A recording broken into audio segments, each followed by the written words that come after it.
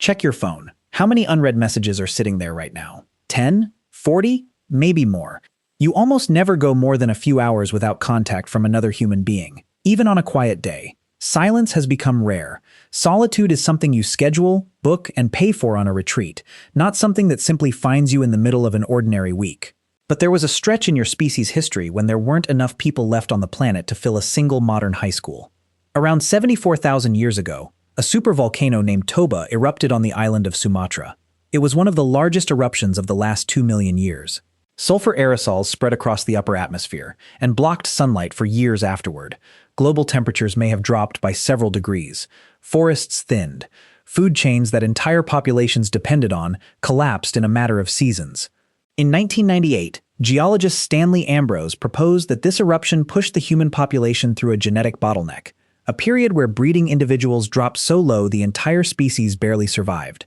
Some estimates put the number of humans left on Earth between 1,000 and 10,000 people. Not 10,000 tribes, 10,000 people, total, scattered across an entire hemisphere, most of them never encountering another group for months or years at a time. Now picture yourself as one of them, not sheltering with a tribe, not surrounded by family. Actually, completely alone. What would that even do to a person? You don't have to imagine it entirely from scratch. A handful of real people across very different centuries have lived through something close to it, and what happened to each of them is stranger than you'd expect. In 1704, a Scottish sailor named Alexander Selkirk argued with his ship's captain and asked to be put ashore on a remote, uninhabited island in the Pacific, part of what's now called the Juan Fernandez Islands. He assumed another ship would pass within weeks. None did. Selkirk spent 4 years and 4 months completely alone. He hunted wild goats on foot until he could physically outrun them. He built 2 huts from pimento wood, kept a fire burning through the wet season, and read scripture aloud most evenings just to hear a human voice, even if it was only his own. He watched the horizon for a sail that finally appeared in February of 1709. Physically, he was in remarkable shape when the rescue crew reached him. But something else had clearly changed. Selkirk could barely speak. His words came out slow, broken, oddly spaced, as though his mouth had forgotten how conversation actually worked. He'd talked to himself and to his goats for over 4 years, but real back-and-forth speech, the kind your brain is built to run almost constantly, had quietly atrophied from disuse. That's the first shock. Isolation doesn't just feel bad. It can disable a skill you assumed was permanent. Selkirk wasn't even the first person history recorded choosing something close to permanent isolation on purpose. Centuries earlier, medieval Europe had a religious practice called anchoritism. An anchorite, often a woman, would undergo a formal funeral rite and then be sealed into a small stone cell built directly into a church wall, sometimes for decades, sometimes for the rest of her life. Food and waste passed through a narrow window called a squint. The most famous anchoress, Julian of Norwich, lived enclosed like this, from around 1373 onward. The practice wasn't framed as punishment. It was framed as the highest form of devotion. But surviving accounts from the period describe the same pattern Selkirk experienced 3 centuries later. Disordered speech after long silences, disrupted sleep, and a slow, self-reported drift away from ordinary emotional reactions to the outside world.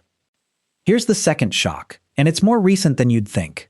In 1986, a 20-year-old named Christopher Knight walked into the Maine woods near North Pond and did not come out again for 27 years. He built a hidden camp between 2 boulders, survived brutal New England winters largely without fire to avoid detection, and had almost 0 direct human contact until he was finally arrested in 2013. He was caught after committing more than 1,000 break-ins into nearby cabins, taking only food, propane, and batteries, never anything of real value. When journalists later asked what nearly 3 decades of solitude had done to his sense of self, he didn't describe peace, he described erosion, a slow sense that pieces of who he used to be had quietly gone missing, one winter at a time, until barely anything recognizable was left. Why does prolonged solitude do this to a person? University of Chicago neuroscientist John Cacioppo spent decades studying loneliness, and his research found something your ancestors would have understood instinctively, long before anyone had a word for it. Chronic isolation raises cortisol, disrupts sleep architecture, and elevates blood pressure, to the point that its long-term mortality risk rivals smoking 15 cigarettes a day. Your brain didn't evolve to handle extended solitude well. It evolved to constantly monitor a group, because for most of human history, the group was the only real barrier between you and becoming something else's meal. Stanford biologist Robert Sapolsky documented something similar across decades of fieldwork in wild baboon troops in Kenya. Individuals with strong, stable social bonds showed measurably lower stress hormone levels than baboons pushed to the margins of the group. Social connection wasn't a bonus feature layered on top of survival. It was survival itself. A baboon at the edge of the troop is exposed to more predators and gets less warning before danger arrives.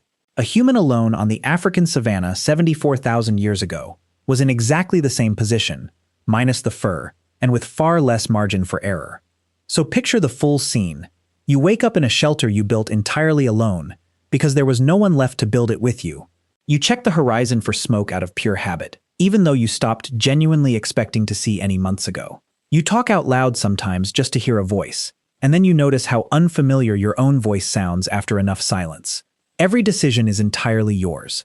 Every meal, every dangerous animal that wanders too close at dusk, every judgment call that used to get made collectively by a group is now made alone, by one exhausted mind that hasn't had a second opinion in longer than you can track. Selkirk carried that weight for 4 years. The anchorites accepted it as a lifelong vow. Knight lived inside it for 27 winters. A true bottleneck-era human, one of only a few thousand left on the entire planet, would have carried that same weight indefinitely, year after year, with no rescue ship ever arriving on the horizon and no letter passed through a squint in a church wall. Here's the third shock, and it's the one that should really sit with you. Even surrounded by billions of people and constant digital contact, this same ancient alarm system is still going off inside a huge share of the modern population.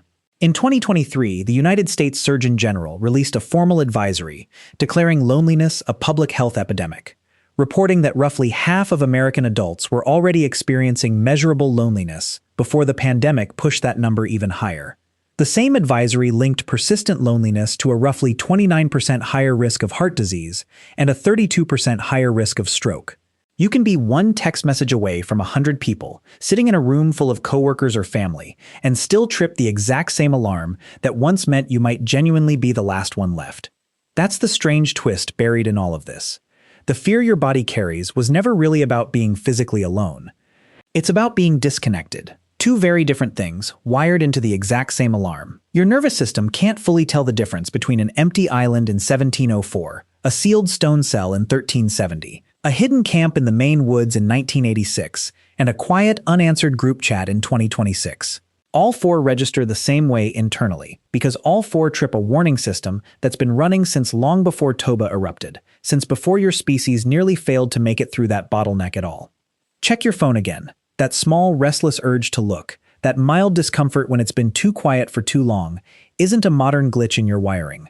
It's a 300,000-year-old survival instinct, still doing its job, still trying to keep you inside the group that kept your entire species alive, back when fewer than 10,000 of you were left standing on the whole planet.